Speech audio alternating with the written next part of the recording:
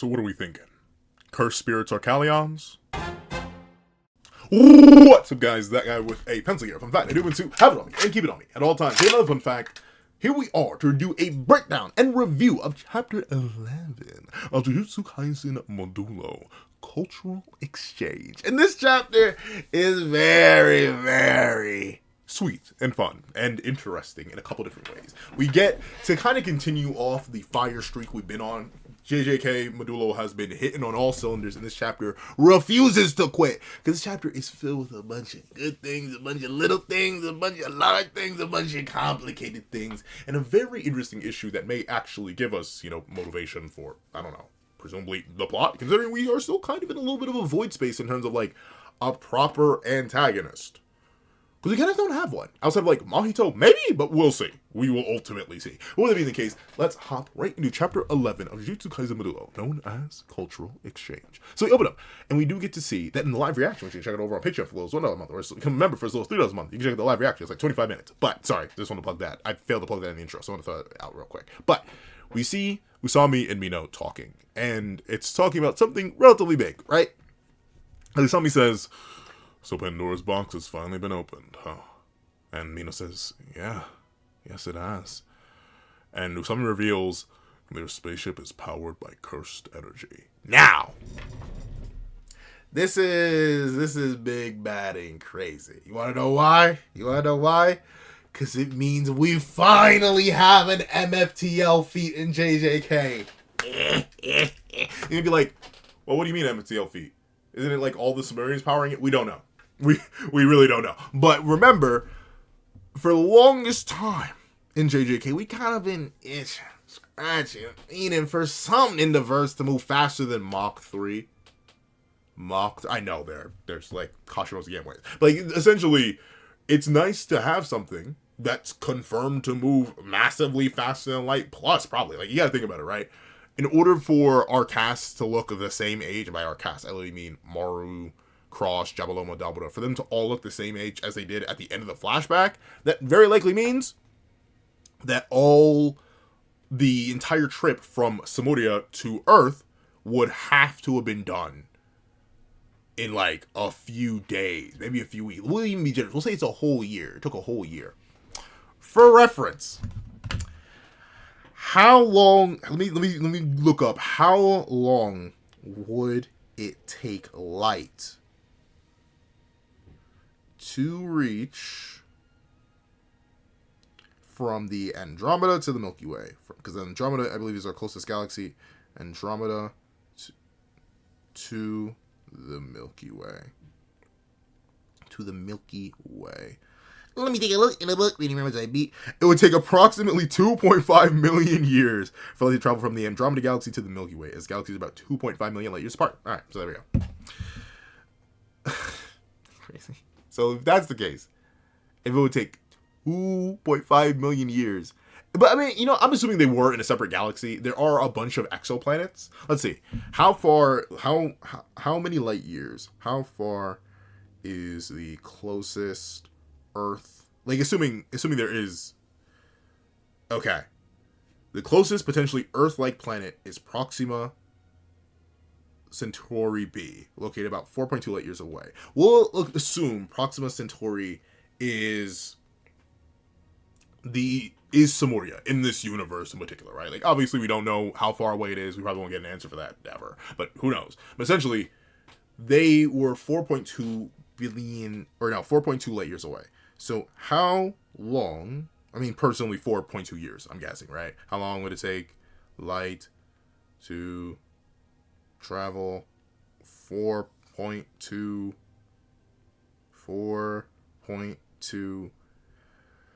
billion, or not billion, 4.2 light years. It would just take 4.2 years, right? Right? If the conversion's right. How long does it take light to travel 4.2? How long does it take light to travel 4.2 light years? 4 light years. Big obstacle. Rocket time for that trip would be 3.46 years. It's time to be on Earth. 5.61 years. Right. So ultimately, our cast doesn't look that much older. It doesn't look like it's been multiple years for the Sumerians or the Romelians. So I don't think it had to take place in at least under a year. So the ship is bare minimum FTL. right? On the lowest end, assuming Somalia is close enough to be Centauri, Proxima Centauri, which is the closest Earth-like planet, right? And what that means is that there's a FTL low end, assuming it's just 3 years. Like we'll say it took a full 3 years to get here, assuming it was traveling at light speed. Well, it has to be less than that. So like we'll just say it's FTL, not even FTL plus. That means something made with and then powered by cursed energy can move faster than light. And for reference, we, at least right now as humans, don't really have a dream of going even at the speed of light. For reference, light speed is not for reference, but in general, light speed is considered the speed limit of the universe. Even though technically that speed limit is being broken all the time, we, as in you and me and everyone on the planet, including our solar system, is technically moving faster than light. Why? Because everything is being pulled away. Like, the universe is ever expanding, and, like, galaxies are racing away from us at, like, faster than the speed of light. And obviously, we're racing away from other galaxies at faster than the speed of light. How that works, with everything not having infinite mass, I'm not all too sure. I'm, once again, only just recently getting into, like, my astrology, like, study, and, like, just figuring out astronomy again. I've been out of practice for a while. But all this to say is, the conversion rate for cursed energy to power, in order to power something like this, is insane. Think about how much gas it takes to power your car, and how far it needs to go, and how consistently it needs to refuel. Think about how much energy it takes to split one singular atom, and realize that would be nothing in comparison to the energy conversion rate of this thing. And once again, I'm assuming it's only 4.2 light years away. It could be much, much, much farther.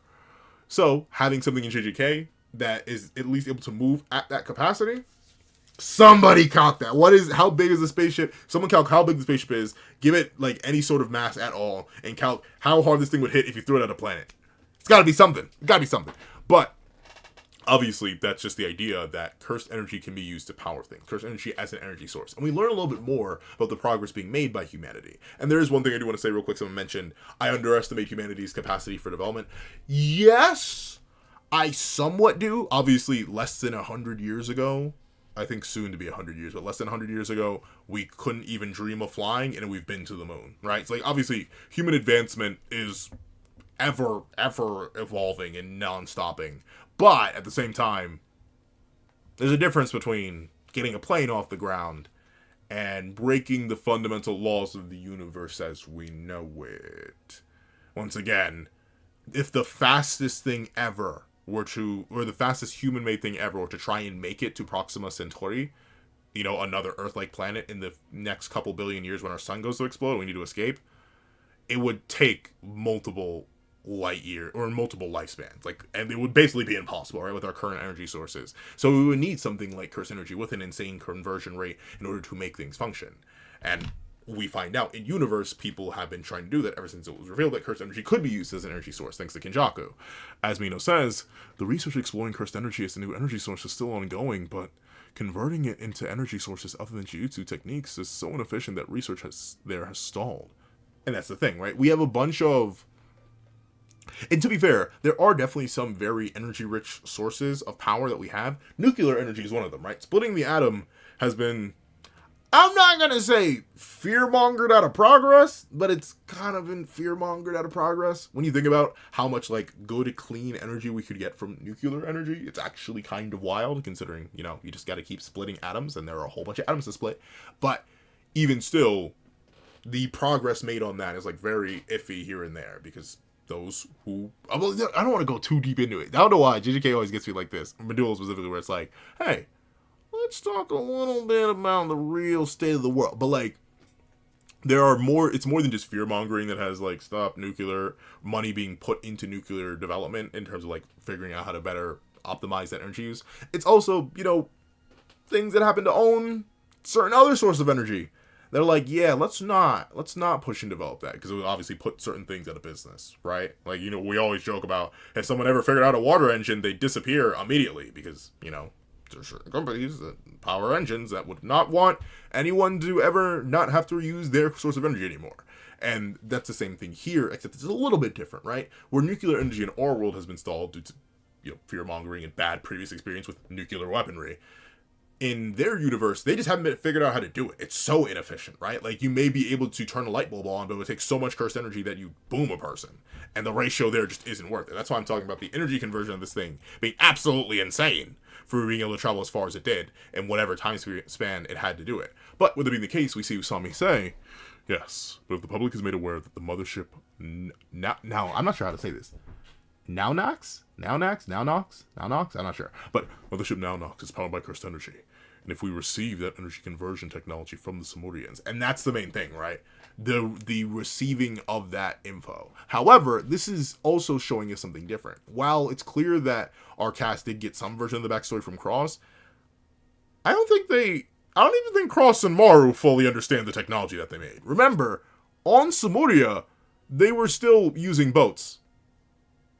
And, like, rivers were, like, a major point of transportation. I'm not saying that still isn't the case here. Like, obviously, we still have boats and cargo shipping and stuff like that. But, like, boats, they didn't seem to have planes. Or, like, any sort of super advanced technology. It's clear that the cursed energy conversion technology is just a weird manifestation of a cursed technique, weirdly enough. I don't think the Samurians even fully, or the Remelians in this case, fully understand what they've done.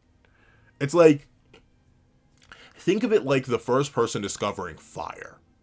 They didn't know what they really did. It took a lot of time to, like, figure out and break it down and dissect that. And like I said, I don't think too much time has passed from the end of the flashback where we see Maru and Cross build the Mothership Naunox and the actual current plot. It just doesn't seem like too much time has passed between those 2 points. At most, it's been like a year or 2 years, maybe, max. And with that being the case, I don't know. I don't think the Sumerians even have anything to offer here. They would hypothetically need human research and help in order to even figure out how their conversion technology works. But even still, obviously, this leads to the issue of human batteries, right? If you've ever seen The Matrix, the whole idea is that the machines need humans to power themselves, so they just grow them. That's the same case here, where, like, sure, you can turn cursed energy into a power source, but then you would need a sorcerer to end up as the power source. Or, in this case, just regular Japanese people of this universe. They would have to end up as power sources, which would obviously, not be the best of things for human rights. And we see that Mino says, it would lead to the first revolution in energy since cursed energy became public knowledge around 70 years ago. But at the same time, the hunt for the Japanese who possess cursed energy will be on the rise again. And notably, it's already a prevalent thing. Clearly, the experimentations or the hope to develop something that allows for the use of cursed energy just as a pure energy source has already begun, but it hasn't necessarily made as much progress as it could. Why? Because of the inefficiency of it. But it's clear that there's still testing going on. Because if you remember all the way back to chapter 1 of Jujutsu Kaisen Modulo, that guy was... Can I say that? You know what? Editing me, we're gonna edit that out. We're dancing around a lot of stuff. We're edit that out, editing me, edit that out. Hold on. 12. I was like 12. You know the guy who was taking people from their place and, putting them in other places from chapter 1? Yeah, that guy. Yeah, he existed. So clearly, there's already people who are still interested in trying to use cursed energy anyway, while it's massively inefficient. And people are still getting taken from their homes, taken from their land. The hunt is still already going on. So, of course, it would super intensify and people would be used as human batteries. And that's not good. It's not good at all. But, with it being the case, Mino naturally asks, okay, so looks like we're fried. What do we do, Usami? And Usami says, keep it a secret. And that is the main truth, right? Like, ultimately, just pretend that it didn't happen. Like, just don't go into it, at least not yet. And even still, I wouldn't even risk it, because, like, when you think about it, it's going to sound very, very, interesting of me. When you think about it, already human batteries, quote unquote, are kind of a thing. When you think about it, you sacrifice a lot of your being just to maintain yourself. I'm not talking about, like, eating or going out to gather food or to drink liquid, but, like, when you work, you're essentially providing labor, you're providing energy to fuel a system, quote unquote. But at least in that case, you have some form of free will. But in this case, if this were to get out and people were to get that technology, they would just take people and put them in boxes and, like, maybe barely keep them alive in order to maintain their systems and the energy that they produce. So it is pretty darn rough. And actually, Mino's like, wait, are you serious? Which is crazy, Mino. What do you mean you're shocked that he wants to keep it a secret? But Usami says, Even with the ICPPET in place, this information should not be shared with other countries until the various issues in international laws are resolved. So the International Convention of Protection of All Persons from Enforced Disappearance. So essentially, this was Japan being like, hey, stop taking our people just because you want to experiment on them. And of course, the nation said, sure, we will. And people are still being taken. So, like, obviously, it even currently without the high conversion technology being shared or listed or anything at all, doesn't really matter. They're still being taken anyway. Same with the laws in place. Just because there's a law in place, just because there are international laws and agreements put in place, doesn't mean that people are going to stop, whether it be official people or unofficial people. But we see that Usami declares, we must enter into a non-disclosure agreement between the Sumerians and us. That's why I want to build as close a relationship as possible at the dinner party. Which is a smart move, right? Ultimately, the Sumerians are still, like, a planetary threat, right? Like, naturally, even just Dabura alone, well, not planetary, but they could ram that faster than light ship at the planet, and, by physics laws, that should have become a thing of infinite mass to destroy the entire planet. But of course, that boom everybody, so it's not really worth it. But still, Dabura alone is a country-wiping threat. And obviously, Cross and Mara are still extremely powerful. So, I do get why they want to enter non-disclosure. They want to work with the Sumerians. They want to very specifically get as close to them as possible before they really start to interact with the rest of the world, because who knows what the rest of the world could offer them. Obviously not too much. The Sumerians / the Rumelians and the Japanese are just way closer, just due to their nature of Royoloka, or cursed energy. That them having any sort of dynamic with that at all makes them closer than the rest of the world could be. But even still, any sort of leaking of information that regards their ability to produce or get so much out of limited energy, an FTL object, out of being powered by cursed energy, yeah, it's gonna make people go nuts. But with it being the case, we see that Mito makes a joke, seemingly a joke, maybe a joke, I don't know, it's hard to tell them. He's joking about, hey, what about a political marriage between the Japanese and the Sumerians? And this is, now it just hit me. There's a moment in the live reaction I was like, I don't really get this scene, I don't know what Usami's talking about, but it did just hit me that there actually is a possibility that this joke here made at the start of the chapter does actually feed into a point later. I'll see if I can remember it. But we see that obviously a political marriage naturally leads to Usami asking, what era do you think we're in, Mina? Which is true. Political marriages aren't really a thing. Kinda? If anything, like, they aren't a thing professionally between, like, governmental bodies, but there are, like, quote-unquote political marriages for, like, businesses. Like, whether it be, like, them merging certain assets and, like, creating a kid of sorts, and or, like, a CEO, or like, essentially someone kind of giving up a portion of their family or something like that to another person in order to obtain something for their own business, stuff like that. So it technically is still a thing, but of course, in terms of, like, actual interspecies relations, it's not the best of things. And Mito says, sorry, I was only joking. And Usami says, but if we could earn a favor from them, that'd be even better. I'd like to come away from this negotiation with tangible results that'll serve us both going forward. And that is true, right? Usami, so far, he just seems to be good with the sauce. And also seemingly still in Inumaki descendant, but still, he's good with the sauce, and is ultimately looking for progress, right? He doesn't want to just subjugate the Rumelian / Sumerian. He doesn't want to risk any of that. He just wants to develop alongside them. Of course, if they get a little something extra out of that, that's fantastic, but still, they want to build a real, genuine bond. Usami just seems to be good with the sauce. And we see that Mino's hollow ringer goes, and he's like, oh, hey, Mino here. And it's Yuka. And she says, it's Yuka! We've decided on a takopa for the dinner party. And we see both Cross and Bar just very specifically Cross being like, why is this? Why is Loki smacking right now? Smacking like crazy. How many of these you got? Maybe we shouldn't give it to the rest of you. like he's munching. Hey, I love me some good food, though. I get it. I am, in fact, big backed. And we see that she says, Cross and Mara are finishing up the taste test. Instead of just making sure that the Sumerians do not freaking geek the second they eat, or the Rumelians do not freaking geek the second they start eating everything. Which could be really, really bad. They don't know what things on Earth they could be allergic to or not. But we see that Yuka says, so we'd like to ask you to secure some high-quality octopus for us, which does lead into the next part of the chapter. And Mino naturally goes, me? Not sure I can do all that. Usami? And Usami says, yeah, I heard her. I got some connections. And naturally, Mina's like, oh, well, would you look at that? So the takoyaki party is a go. So Usami is a very interesting character. I want lore on him, but I gotta remember this is a short-run series. So I don't think we're ever gonna get much lore on Usami. I don't know, like, what his relationship to Inumaki will be. He's clearly a cursed speech user, so, like, but even then his thing is weird because he has to cover his mouth, he has to remove the glove. And in fact, I can't tell if he's wearing gloves here, but he may be wearing gloves. But still, very interesting to see that this man has connections. And we see those connections put to form very, very quickly as both Tsurugi and Moru end up at a beach house. And very specifically, we see the old man there say, hey, youngins, tell me, how many tentacles does an octopus have? And naturally, Tsurugi's like, it's a trick question, 8?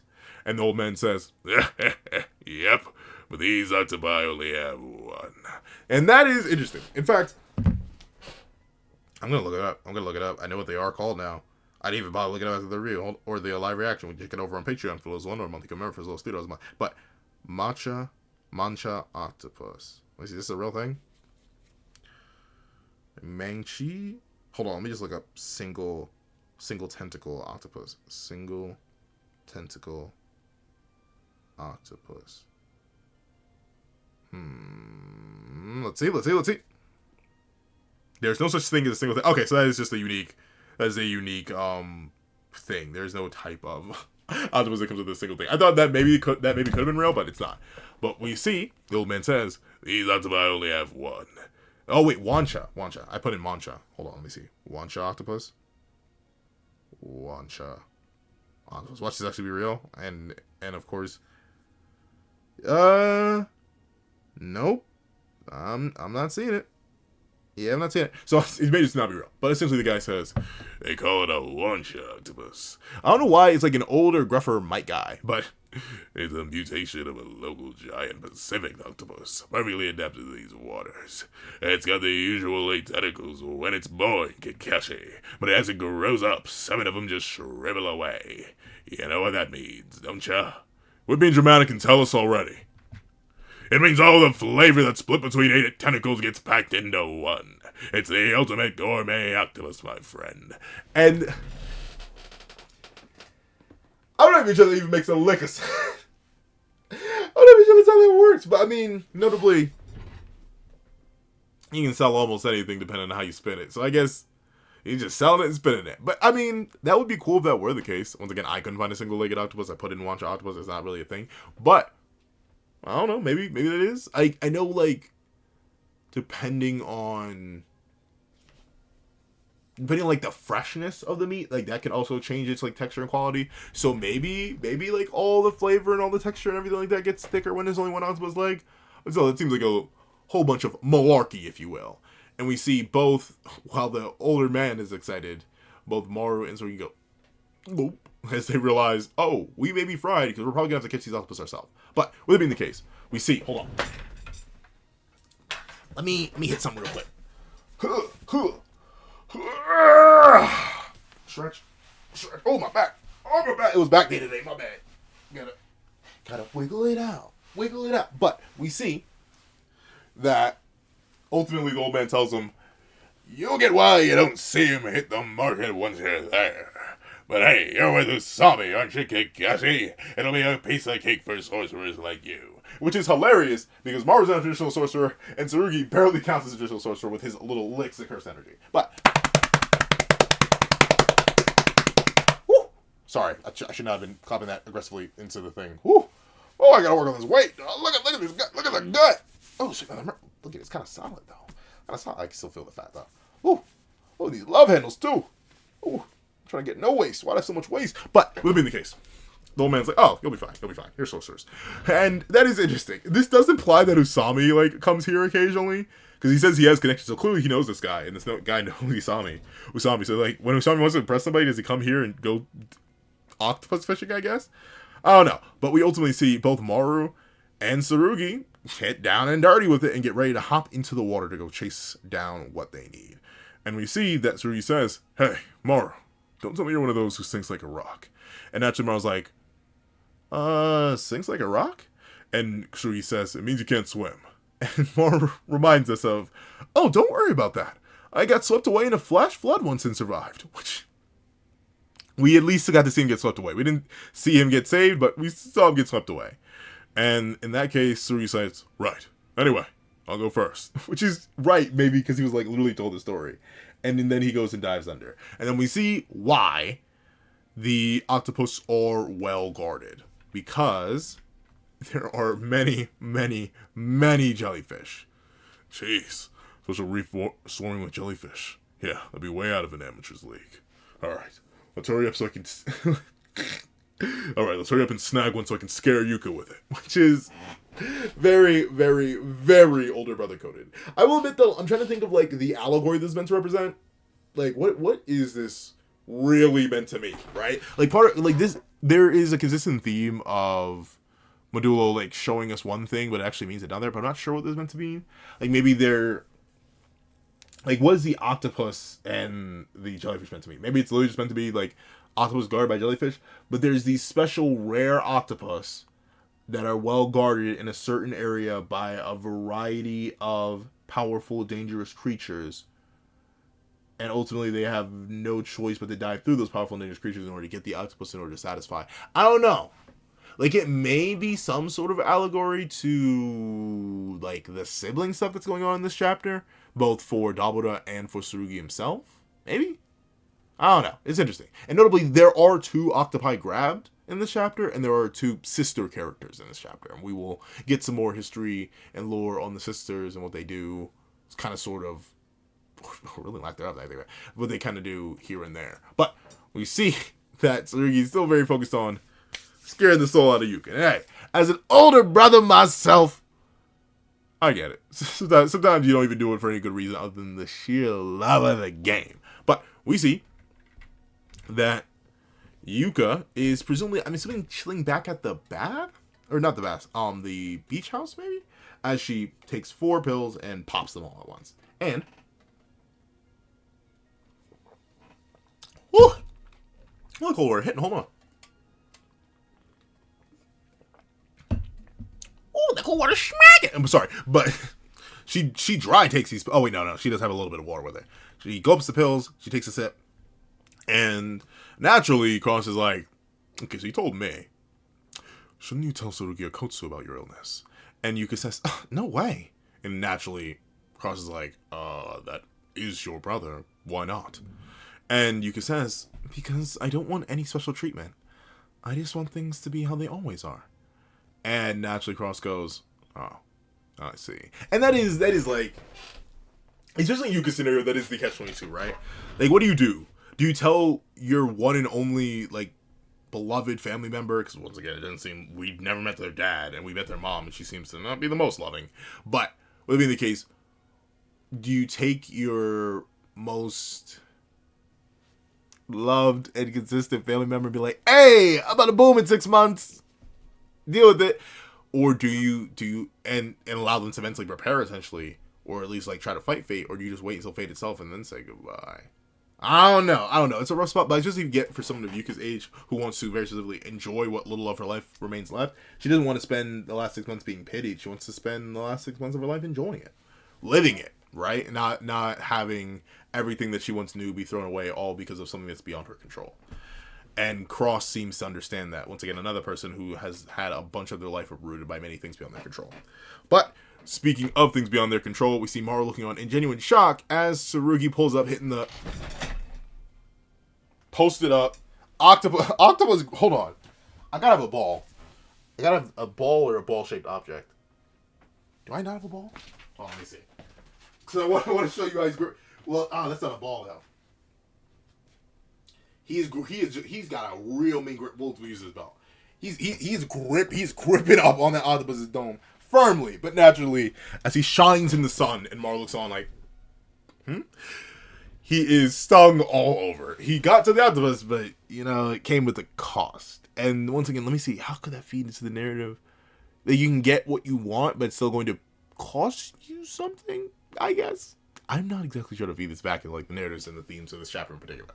But we see that Maru naturally asks, you are Tsurugi, right? And Tsurugi goes, of course I am. I mean, of course, that's a little bit strongly worded, Tsurugi. I wouldn't say of course. I'd say, yeah, I still am. Don't mind the looks. Whew. That was a piece of cake. I respect the arrogance. I do respect Tsurugi's dedication to maintaining a strong face, though. Obviously, he was absolutely manhandled by those jellyfish, but he's keeping it pushing. And I do get that, right? Notably, there are many times where as long as you're mostly fine, even if you are clearly not fine, it's like, don't worry about it. Nothing matters. It's like, whenever I do something that, like, hurts, like, whenever I stub my toe really, really bad, and, like, I feel the absolute agony I'm in, and someone asks, whoa, you okay, Bensel? I'm like, yeah, I'm okay. Yeah, I'm just fine. Even though I'm in absolute agony. Of course, though, that's stubbing your toe. Tsurugi is stung literally all over his body. And we see Maru ask, really? And Tsurugi directs him and says, go borrow rash guard and stuff. It's dangerous. And he notes that there are jellyfish down there. More than just a few. A whole lot. But we see that Maru openly declares, I don't need one. I'm a warrior. And hey, what's a jellyfish? Which is true. Then again, I don't blame people. Whenever people, like, see jellyfish for the first time, they're like, that's a thing? And I'm like, yeah, that's a thing. Because they are very, very strange creatures. And also, mostly water. You can't really, like, I mean, I think you can, but it's weird to eat jellyfish. Because it's, like, mostly open space and air. But, with it being the case, we see that Maru declares, I'm gonna catch an even bigger octopus than you did. And he splashes straight into the water. And he does admittedly get an octopus. I mean, he gets a octopus. One singular. And he do hang low, as both him and Tsurugi stand there being blessed by the sun, as if Escanor himself was bathing them in his grace, as he magically says, piece of cake. And Tsurugi goes, right? And we get a nice little warning, obviously, just break the narrative a little bit. The manga itself being like, if you're ever stung by a jellyfish and extreme experience pain and swelling, seek medical help immediately. And that is very, very true. Also, just don't interact with jellyfish generally. There are some that are poisonous, I'm pretty sure. Hold on. Let me make sure. Maybe I'm confusing those type of fish. I know jellyfish technically are a type of fish, but hold on.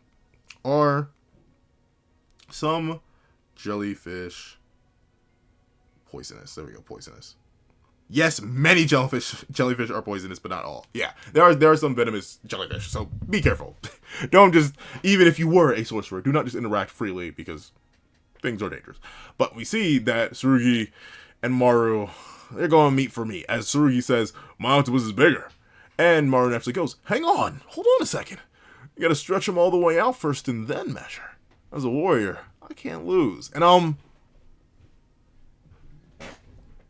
the jokes write themselves, right? But they are comparing their octopus. And we see that Tsurugi asks, hey, keep saying this warrior thing.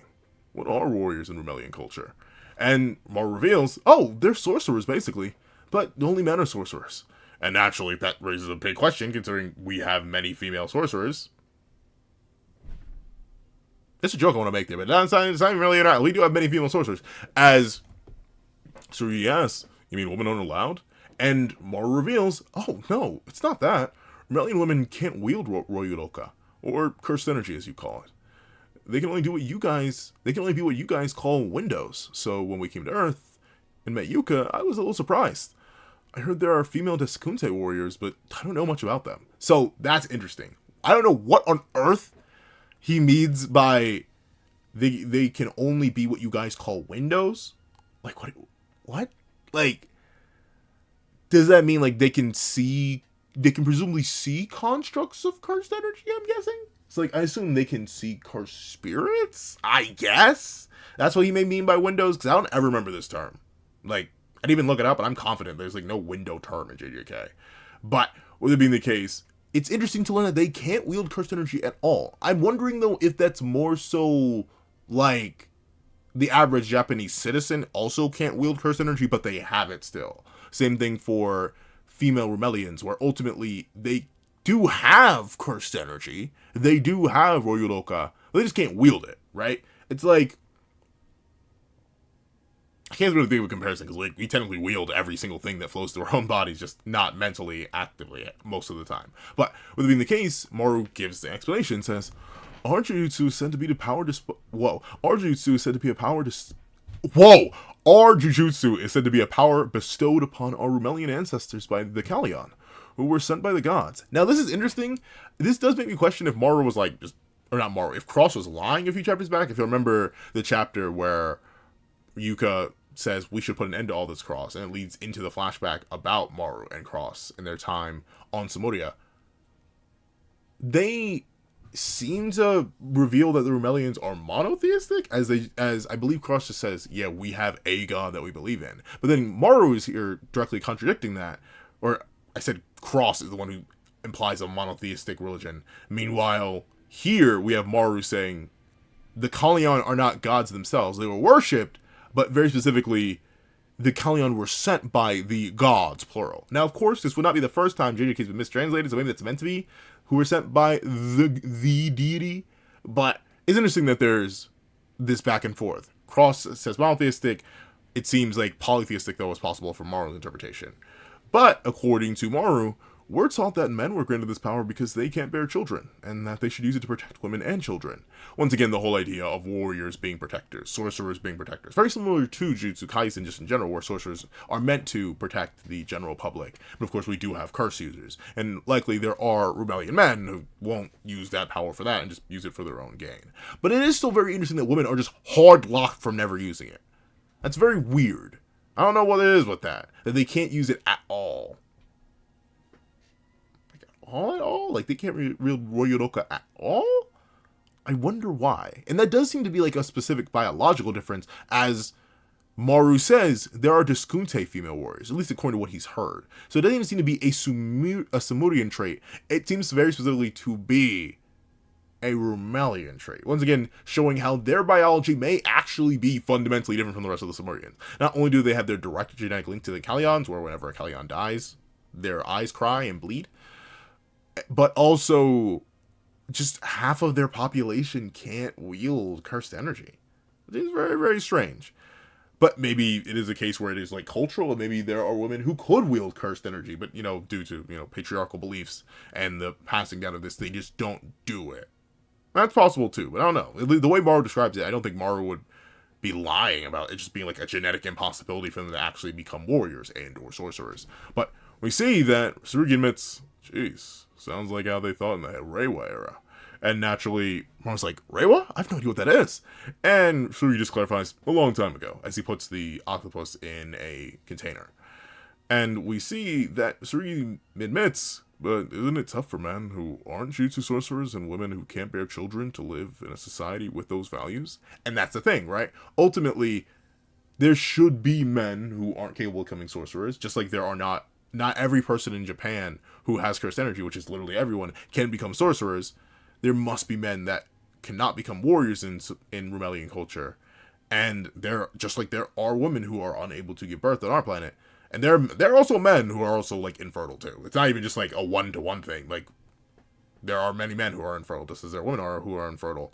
It is actually kind of rough that their whole culture, which is based around this idea of warriorship, and we do know, at least according to Rumelian and just general Samurian culture, power does decide things. If you can't even wield cursed energy, you're gonna have very little power, very little influence, very little say over your own life. And obviously Tsurugi's like, that's a little rough. But apparently, we have seen an example of a Samurian or Rumelian who is not a warrior and does not have a curse technique or wield jutsu themselves.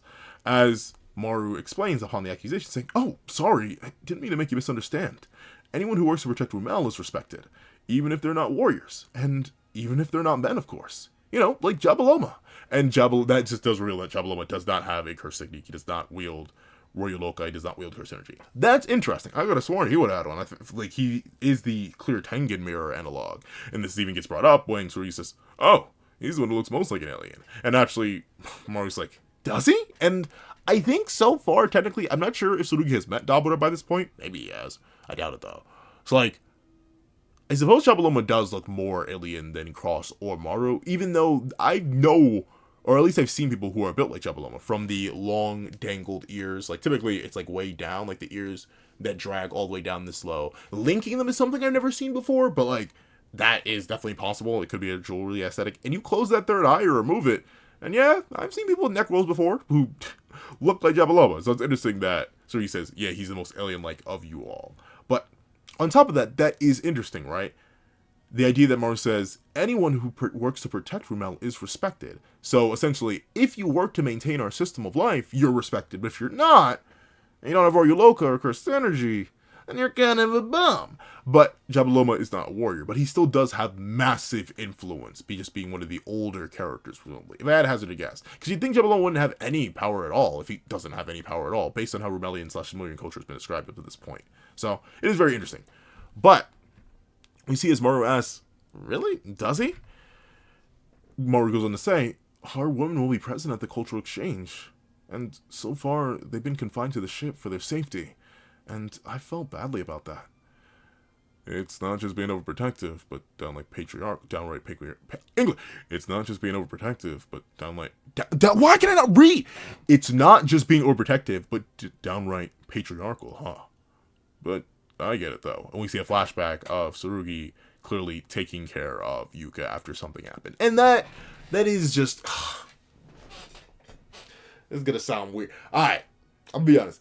I also somewhat view it that way, but I am also kind of like a person who protects anyone smaller than me. And you'd be like, what on earth does that mean, Pencil Man? And let me explain. So I have an older cousin who I consider kind of like an older sister. She is much older than me. There's a large age gap between the two of us. But she's also, like, maybe, for reference, I'm like 6'2", 6'1", around that range. She's like up to here on me. For reference, that's like over a foot. She's like 5 something. She's really tall. They're really small next to me. And thusly, despite her being massively older, more knowledgeable, more educated, she's just better than me in literally every single way. I am also always just paranoid whenever I'm around her and by her side to make sure to protect her. But at the same time, her father, my uncle, is also just really, really tiny. He's an older gentleman, he's very tiny. So thusly, whenever I'm around him, I have around him even more. So it's just like the idea of, I protect things that are smaller than me. And Tsurugi's point sticks and stands out to me in particular as he says, it's not that we're assuming they're weak. It's just we couldn't bear if they were to get hurt. And that is how I feel about those smaller than me, right? Whenever I worry about any of my smaller friends or any of my smaller family members, or any of my baby cousins, right? Like, it's just the idea of, you are small, you must be protected. That's my role to protect you. And obviously, I don't have cursed energy. And I'm strong, but I'm not the strongest. But still, I do understand that innate need to protect and do things just for your own sake. And for the sake of others. And naturally, Tsurugi also brings up an even better point that I also identify with. The idea that, and at that point, it was the weak one. The idea that they couldn't stand seeing a person they care about that get hurt. That's what could hypothetically be implied as weakness, right?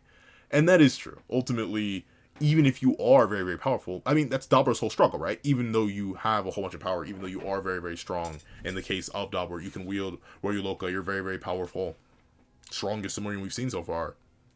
He has a weak point, and that's the fact that he's weak for his sister. He doesn't want he doesn't want her to come to any sort of harm. And Maru even admits, that's true.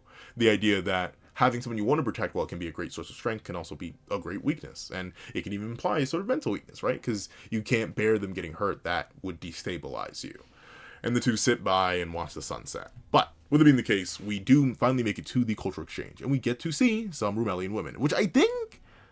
We saw them in the flashback, though. But it is nice to see more different Rumelian designs and get to see all the different tattoos. So far, I will give Yuji Iwasaka Sensei credit. They have yet to overlap any of the tattoo designs. There are obviously like the different curves and spikes that are like similar, and obviously all the third eyes look relatively similar. But in terms of like the tattoo designs, from what we can see, like this woman has different tattoos than anyone we've seen before. This woman has similar tattoos in terms of like their placement to other Samoans we've seen, but still just different enough.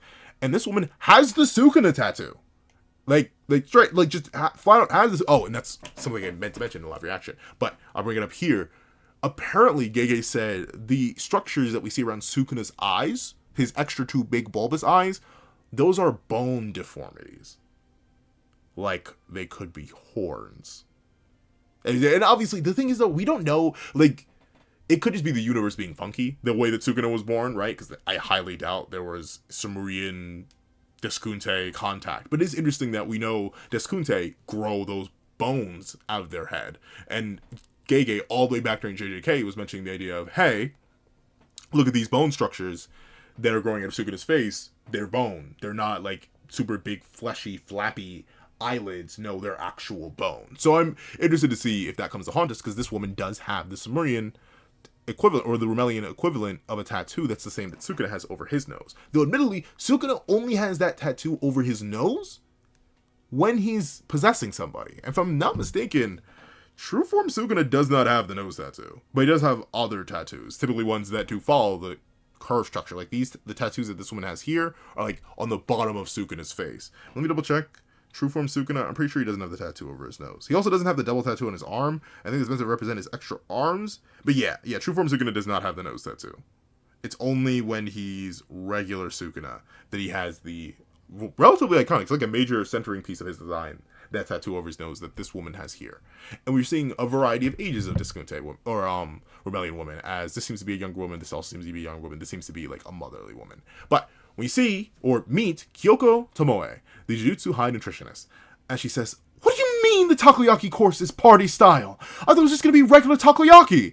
And showing us that she did not get any warning what she was about to do, she just had to cook takoyaki. And we see that Yuka admits, "Well, we know you don't like not being able to cook all the food yourself." And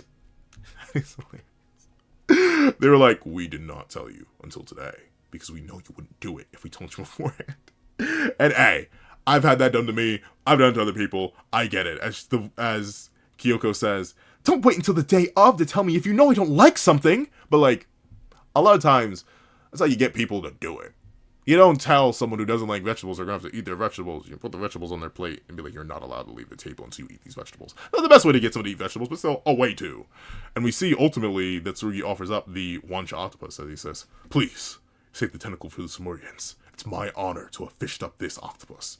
And naturally, as one-legged octopus don't exist, seemingly, Kyoko's like, "Why the heck does that octopus only have one leg? What's wrong with it?" And yeah, I'd also be concerned too, considering what octopus normally look like, an octopus having one leg. But we see that Maru is the one coming in to educate. He says, "It's called a Wancha octopus. Apparently it's named after a batting style of a baseball player from a long time ago."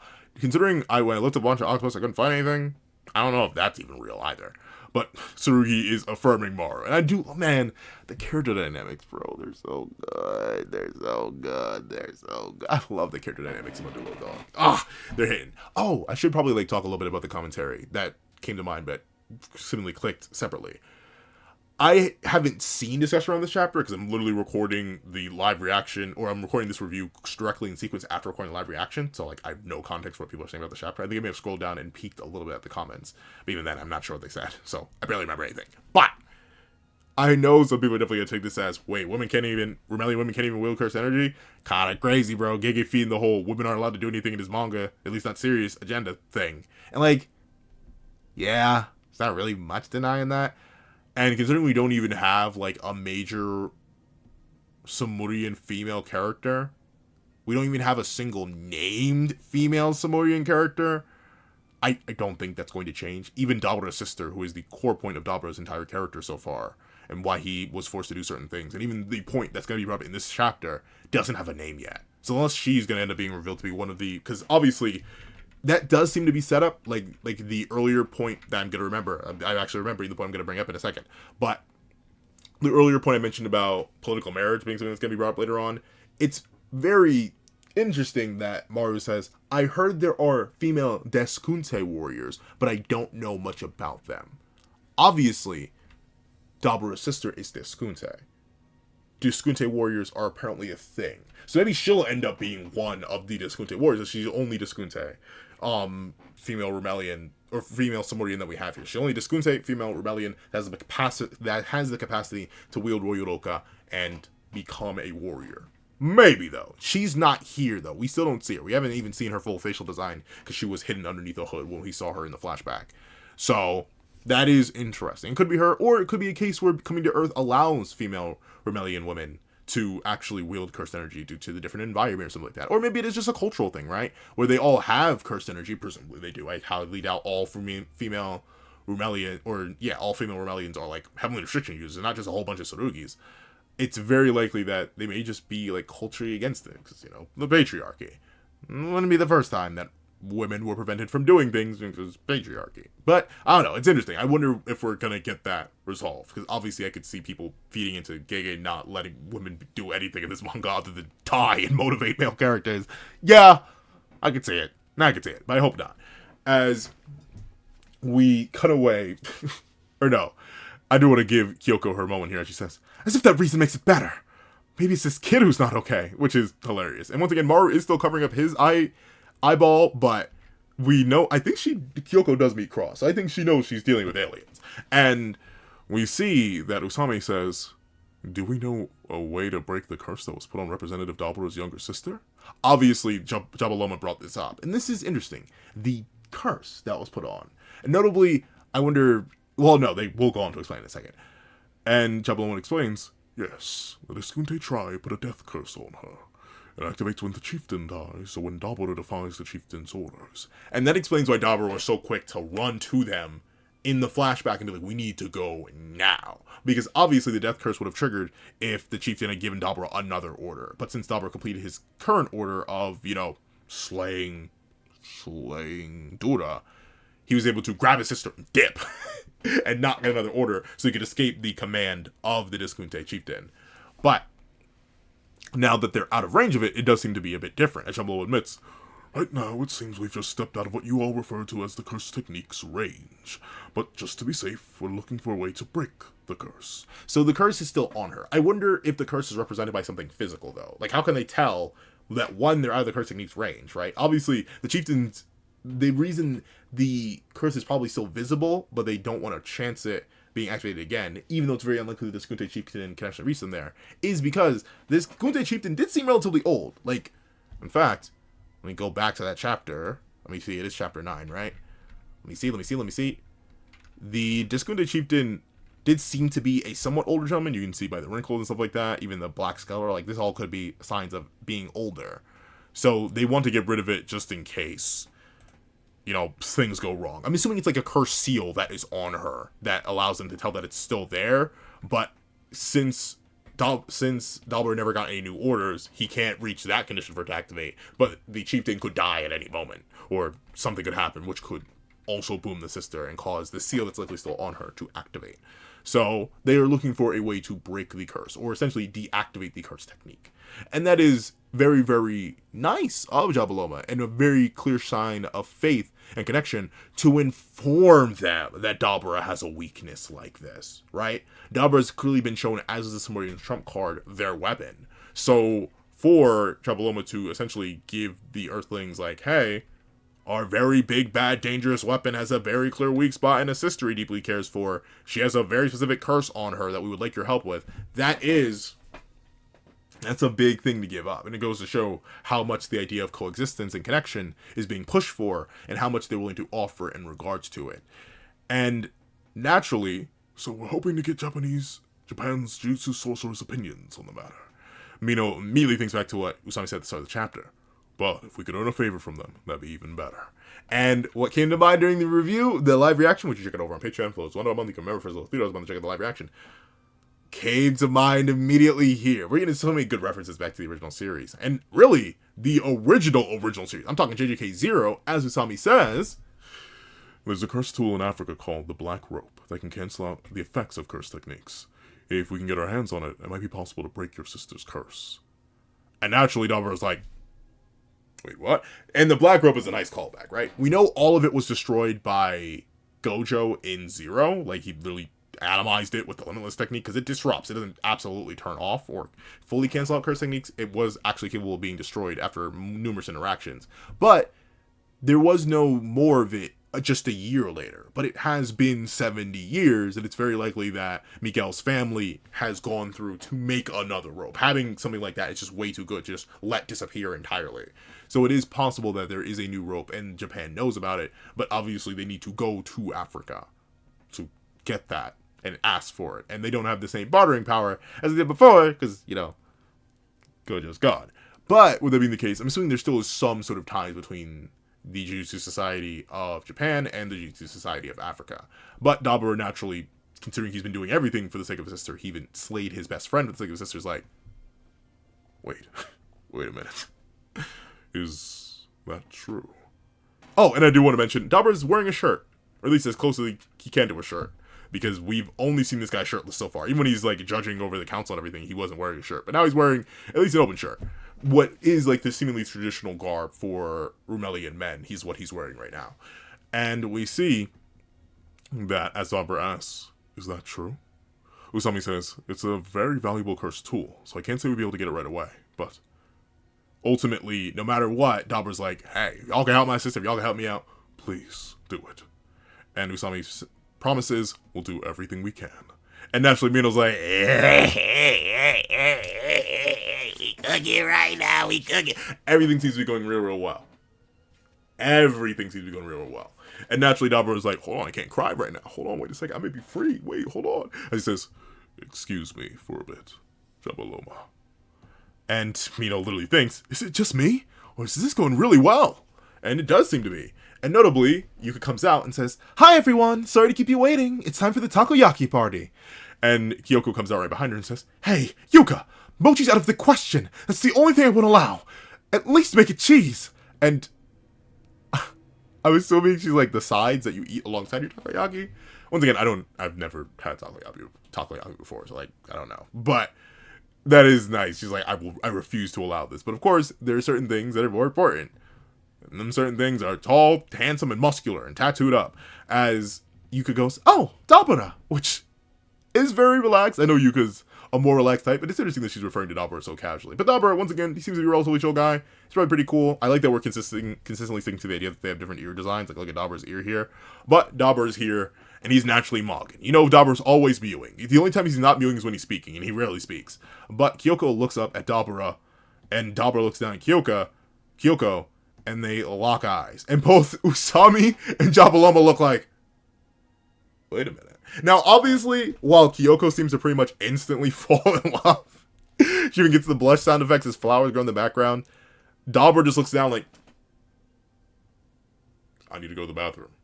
You're low-key in the way right now. But at the same time, maybe this is Dabura's expression of love. It's really hard to tell. Dabura is one of those people who's really hard to read because they have a consistent flat face. Like, I know a Dabura. Admittedly, they aren't anywhere near as big as Dabura, but like, it is really hard. I've known that man for years. Years, plural. Has it been a decade? Nearly a decade. We're getting there. We're getting there real quick. Ooh, time's moving fast. But I've known that man for nearly a decade, and I still can't fully read his expression sometimes. So maybe Jabaloma, who knows Dabura pretty well at this point, is like, wait a second. He's feeling some type of way. Because both Usami and Jabaloma have this reaction. Isn't one of fear, like Dabura's going to annihilate them for standing in his way, or for Yuka being especially rude. It's very specifically at the reaction these two have. Kyoko blushes at the sight of Dabura, and Dabura's like, you know, these Rumelian women haven't been doing it for me. But you, Kyoko, maybe you can do something for me. And we see Kyoko grab a smiling Yuka by the neck, mind you, and drag her back and slam her against the wall. And say, Yuka, do I look okay? And she's like, what do you mean? And Kyoko says, I barely have any makeup on. And Yuka just loading up and firing immediately. It's like, yeah, I can tell. You're kind of ugly, but, which is great. She doesn't say the kind of ugly part, but she's saying, yeah, I can tell, to, I don't have any makeup on. Whoa, Yuka. You could fire a little bit gentler. Jeez. And she says, see, I'm doomed. Because naturally, she wants some of that Dabura meat, dog. And hey, I ain't gonna, like, I'll be real with you. Dabura's a real handsome fella. That jawline go crazy. And, you know, some people are probably into the horns. Not your boy, but like, you know, the jawline, the high cheekbones, sure, the eye thing's a little bit weird. It's just because the eye's like so bulbous compared to his regular eyes. Like, they are fundamentally two different shapes. But, you know, I don't blame Kyoko for feeling a certain type of way. That man pretty handsome. Not even pretty. He's one of, like, dare I say, one of the most attractive characters that Gege designed. Like, he's up there with, like, the Nanamis. And, like, he's a different type than, like, Gojo, though. He's more, like, Nanami attractive than, like, the Toji Gojo attractive. Mainly because, like, the high, well-defined cheekbones. That's, like, a Nanami exclusive thing. Meanwhile, Gojo, he's, like, canonically attractive, but he doesn't really have, like, the high cheekbones. He doesn't have the lines that designate high cheekbones, like Nanami does. And it's obviously, like, very Sukuna. And I'd say Sukuna, even with the extra bulbous eye, he's also drawn very, very handsome by Gege. And it seems to be intentional. Same thing for Dabura here. And we see that Dabura... I'm assuming the reason Dabura's like meant to be like Jabaloma has the same reaction as Usami, and Dabura's meant to actually be like a little bit flustered and caught off guard here, even though he just mogs in the moment, is because he clacks his horns on the top of the door, which presumably he wouldn't do normally. Like he would know to duck, right? Like he's been doing this his entire life. He probably doesn't have to. He doesn't consistently hit his head on doors. But he's a little bit caught off guard. He's a little bit flustered.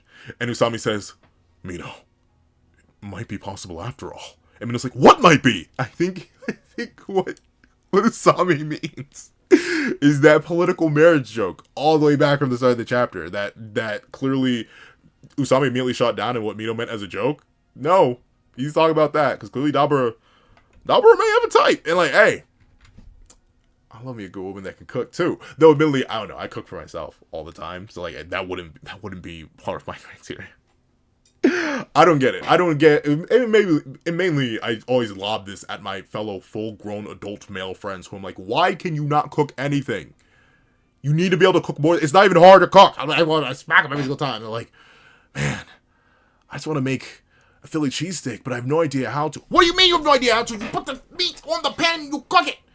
You put cheese on that, and you put bread on that. It's not complicated. Like, this cookie's not hard. But, very specifically, Dabura himself seems a little bit flustered enough to clank his horns, and who knows? Dabura may like his women a little bit more human in comparison to all the Rumeli women he's been surrounded by. But, we see the takoyaki sizzle, and Usami warns them, it's hot, so please be careful. And we see both Jabaloma and Dabura going like they're cooling it down the best they can, which is hilarious, right? Sukin, a level character here, by the way, going blowing on the hot takoyaki. And as Usami says, I said it's hot. And Cross says, well, I'll be honest, I was worried over nothing. Which is very true. The cultural exchange does seem to be going well at first. Or, no, well in this moment. And so he says, well, I do just think that takoyaki would have been a bit risky. But Usami pulled it off, which is very, very nice, right? Everything seems to be going good. And naturally, with them offering their cultural food, it's up to... Man, I'm just realizing how everything in this manga is building on it. Because the whole idea of the reference back to takoyaki. But, Tsugi says, next it's Rumel's turn, huh? And I do like that, once again, they are calling them Rumelians. It's Rumel's turn. He's like, we're not just going to generalize you as Samarians anymore. Now that we know more about your history and your culture, we're going to respect that by acknowledging who you are as a people. And Cross is like, oh, I suppose so. That's right. He's even seems like he's happy to share their culture now. Now that he's truly starting to develop a trust and a faith in humans, he's like, yeah, it is our turn. We can do that. We can do this together. And we see that Osuki is the guy. I don't know why I thought Osuki was a different character. I think it's just because he was wearing a shirt. He's wearing like a different outfit. But yeah, Osuki is the guy that Cross went and beat up all those years ago. I don't know why I thought it was a different character. It's literally probably just a shirt. As the fellow guys from that flashback also saying, hey, Osuki, let's go to the next cultural exchange together. And Osuki is like, whatever. Just go by yourselves if you want. And they're like, oh, come on, man. It's going to be good. This will be goated. And we see that another Rumelian runs up to them. Oh, Osuki's in the bath. That's what I was like, what is he doing down here? Or he's sitting in something. Or he's sitting on a couch, seemingly. As another Rumelian comes in and says, come quickly, Osuki. It's Elder Boro. And we see Elder Boro on the ground, breathing heavy and crying from his eye. His third eye, specifically. And naturally, he asks, what's wrong, Elder Boro? And Elder Boro, who we do finally get a name for, goes, Osuki, there are tears coming from his third eye? What happened? We see that Elder Boro declares, no, they're dangerous. And he's like, huh, what are you talking about? And Elder Boro reveals, I saw it. Earthlings, the Japanese. I saw them killing a Kalyan. And that's causing his third eye to bleed. Interesting, though. It seems like it is a witness-based thing. So Kalyans can likely die beyond them without all of them, like, crying from their eye. But Elder Boro somehow specifically witnessed it. So he has been on Earth, and he saw them killing a Kalyan. Now, very specifically, thanks to the end of this chapter, going all the way back to the intro. Sorry, this is a super long review as well. I don't know what it is about JJK that gets me yapping. But all the way back in the intro, not before even the what's up guys, I got the pencil here. I talked about how Kalyans are very just likely cursed spirits, right? Mainly because look at what we're looking through. We're looking through a barbed off fence in the buildings of a certain area. If you'll remember, cursed spirits have been localized to one area in Japan so far. They seem to have fallen off a cliff in terms of their propagation and are locked to this one area. These massive birds here seem to also be cursed spirits. I'm assuming Kalyans are just cursed spirits. It explains why they're immortal. It explains why they are reverent. It explains why, due to the nature of the Rumelians having such a deep tie to their Royal Loka or cursed energy, why the death of one would hypothetically cause them to start crying from their third eye, which we also know is their direct source of Royal Loka, source of cursed energy. So what I'm assuming is Eldorboros saw a sorcerer slay a cursed spirit, but a cursed spirit for them is considered a Kalyan. We saw back when they were fighting Takeda that Maru saw a Shikigami. It was like, oh, that's a Kalyan, because it was a manifestation of cursed energy, even if it was a Shikigami. Similar principle here. I highly doubt a Kalyan somehow made its way to Earth with them, or like a Kalyan on board with them that they took with them, I suppose, was just suddenly brought along and then was slain on Earth. No, I think what ended up happening was he was just near that area because he was following his senses, saw a cursed spirit, tried to escape or something, and then get killed by a sorcerer. Will this lead to organic conflict? Naturally, right? Because of their reverence for Kalyans, their likely reverence for cursed spirits. And then there's going to be a divide culturally about slaying the Kalyan or slaying cursed spirits that will try to leave the restricted area. This is interesting, though. I'm glad we are getting some form of conflict, and I do think this is entirely organic and just a difference between cultures and not something that's being orchestrated. Because again, I don't think a Kalyan was brought on the ship, the Nalnox, and then brought to Earth and was slain. I do genuinely believe Eldorboros just saw what would be a regular interaction for sorcerers, but isn't a regular interaction for them because of the reverence of the Kalyan. So overall, W chapter. Ooh, I got kind of clean. I like that. But a very, very, very W chapter. Obviously, I like this chapter because, until the end, it's a very character-driven chapter. We get to very specifically see, well, actually, no, not just a character, but also a very good world-building chapter. We extrapolate on what Kenjaku set up all that time ago, and it's further extrapolate on what we saw all the way back in chapter 1. The idea of cursed energy being used as an energy source for different nations, or other nations trying to turn it into an energy source. Japan themselves included here, right? Because the Disappearance Act, the ICPPED, that seems to just be built for everybody, right? Like, don't take Japanese people just because they have cursed energy and try to use them as a power source. We learned that that cursed energy is very inefficient as a power source. It's like, I don't know energy that well, but I know there are like certain things that we can use for energy that are just really, really inefficient energy wise, and like it would take more energy to use them as an energy source than to actually properly use them. So it's better to just not to. So cursed energy not being an energy source, but now being able to power this ship, an FTL object, obviously is going to restart and heighten any sort of investigation into it. And seeing the subterfuge and what the Japanese people want from this bond and this connection is also very, very interesting. The idea that they want to have the ability to get all that tech and info and information on how to use cursed energy, but they don't want to give it to anybody else, because obviously that would have them lose a good bit of their leverage, which I do understand just based on how, the world itself functions. It's very true to life in many ways. But on top of that, we also get to see that there is, we don't get to see, but it's implied, just based on what we know of the flashback, that the Rumelians themselves probably don't fully understand how the ships work and how the transference of cursed energy works. Heck, we don't even know how the ship is fueled. Does it drain cursed energy from all the Rumelians who are on it, all 50,000 of them? Does it function somehow else? We don't know where the cursed energy sources come from. They just know that the spaceship is powered by cursed energy. So whether the Rumelians even understand their technology fully, considering the technology was born of Maruka's cursed technique, entirely unknown. I'm interested to see how that gets played out, because once again, this is continuing a plot point brought up all the way back by Kenjaku, back in what is admittedly one of the most underdeveloped parts of JJK, the main manga. Then, of course, I love seeing the character interactions, right? I like seeing Usami's connections to this random guy who doesn't get a name, but knows octopus very, very well. While, seemingly enough, the Kancha octopus are not real, or the Wansha octopus are not real, it is nice to see both Tsurugi and Maru be tasked with collecting them, and then working together to do so. That's very, very cool. I love the character dynamic between these two, or we just get to see more of it, so I'm always happy to see more character interactions. Seeing the sorcerers being able to take being stung by jellyfish, but, you know, not being able to no-sell it is also very, very cool. Reminds us that at the end of the day, despite how superhuman the sorcerers are, they are definitely still human, and they struggle in many different ways. The funny moment where Moro has to double check that Tsurugi is still Tsurugi is also hilarious. Yuka taking the pills, openly taking the pills in front of Cross being the only one to know about her situation, but Yuka being like, it's fine. I trust you, and I don't want to tell him because I want everything to stay the same, at least while it can. I want to enjoy these less expenses than normal. A fantastic character moment for Yuka. She kind of just is. She and Cross are low-key slamming Maru and Tsurugi in terms of the character development. The character development and just character writing in of themselves and their understanding versus lack of understanding with their siblings. Very similarly, both of their older siblings too, right? We got to remember that both Cross and Yuka are the younger siblings, and these younger siblings are slamming their older siblings in terms of character writing, character interactions, and character development, and character bonds.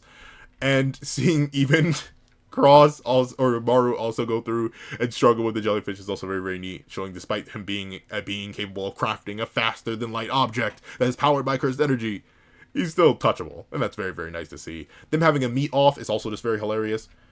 So that's another fantastic aspect of the chapter. Learning more about Rumelian culture, right? And very specifically, their very patriarchal society, and how Rumelian women may be biologically incapable of becoming sorcerers, or it may be a patriarchal thing. Once again, we'll see that eventually. The obvious, like, Chekhov's pagoda being put on the wall, that there are possible female Diskunte warriors. One of the only female Diskunte we've ever even seen being Dabura's sister, who currently has a death curse put on her, but could have the possibility to wield Royuroka and become a warrior. That's going to be interesting. I wonder if we're going to get that. This is a short run series, though. Kind of weird. Whether or not we'll get to see that, but still possible. She doesn't have a name yet, though. Then we obviously get more lore about the Kalyans and their reverence for them, and how important they are to culture, and how to believe that they are the ones who granted them the ability to wield cursed energy. I do wonder, though, what do the other tribes, like the Diskunte and the other unnamed tribes, what do they think Royuroka came from? Their cursed energy? Because obviously other tribes can wield it.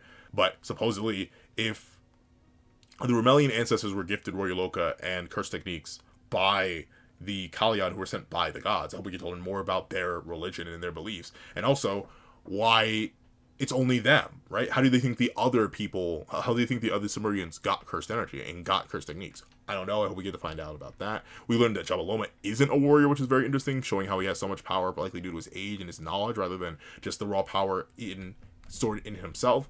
Like I mentioned, I directly relate to the idea of wanting to protect those who are smaller than you, those who are younger than you. Do the best you can to protect those you want to protect. And I like the fact that willingness to protect and that inability or desire to not see them hurt can be characterized as a strength and a weakness. I love that. And of course, Kyoko is a funny character so far. Kyoko Tomoe, she just like me for real. Getting to see Rumelian women is cool. The Sukuna reference built into this one is fun. Kyoko is a good character. And very specifically, her possibly having a thing for Dabura, and Dabura having a thing for her back is generally hilarious. The mention of the black rope is a cool callback, and the faith this goes to show in the Rumelians that they're having in the humans in Japan, specifically in Usami, to even give up this leverage that, hey, Dabura has a sister that we need your help with, we can't do ourselves, you want to do that. That's really, really cool. Seeing Dabura's dynamic, like I mentioned, is really, really fun. The joke being played back is cool. And obviously conflict, real proper tangible conflict based on difference in cultures is also very, very interesting. I'm interested to see where this goes. Overall, just a really, really W chapter. If you made all the way to the end of this review, this Thinky Boy review, please do me a favor and leave not as it seems. I was going to just do like the full Gravity Falls reference, but like it's not a he in this scenario.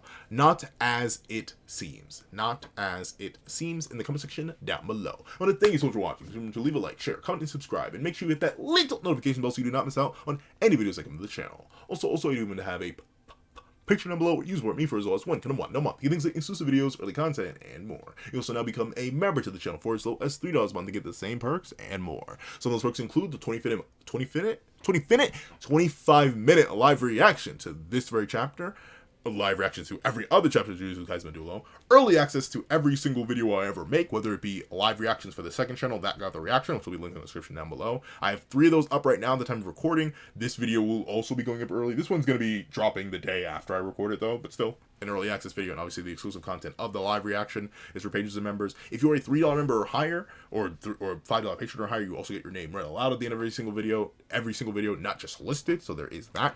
On top of Brain, give me Neutron. Brain Blast, what else do they get? Oh, Also, the early access is dual channel wide. There's something else I'm forgetting that you get by being a Patreon member. Your name will say at the end of every single video. $3 member or higher, you get your name said aloud at the end of every single video. And if you want to just drop 5 beans for a short video or 25 beans for a long video for the one time, you can just go to the Ko-Fi. That's also linked down below. There's that. I think that's the entire intro. I think I plugged everything I need to plug. So overall, I want to thank you so much for watching, and I hope you guys have a wonderful day. This is That Guy with the Pencil, writing off.